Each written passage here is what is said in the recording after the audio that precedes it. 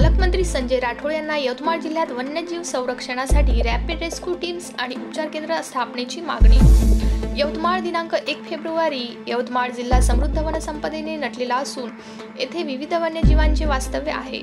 तथापि अलीकडच्या काळात रस्ते अपघातामध्ये वन्यजीवांच्या मृत्यूची संख्या वाढत आहे। वेळीच बचाव कार्य आणि उपचार न मिळाल्यामुळे अनेक प्राण्यांचा जीव जातो। याचे मुख्य कारण म्हणजे वन विभागांतर्गत प्रशिक्षित वन्यजीव रक्षकांची कमतरता आणि वन्यजीव उपचार केंद्राचा अभाव होय।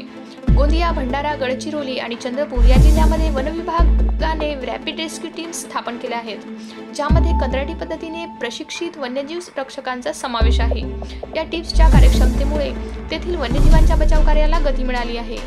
तद अनुषंगाने यवतमाळ जिल्ह्यातही वन्यजीव उपचार केंद्राची स्थापना करून रॅपिड रेस्क्यू टीम्समध्ये अनुभवी आणि प्रशिक्षित वन्यजीव रक्षकांची नियुक्ती करावी, अशी मागणी MH29 हेल्पिंग हँड वन्यजीव संघटना यवतमाळ यांनी केली आहे।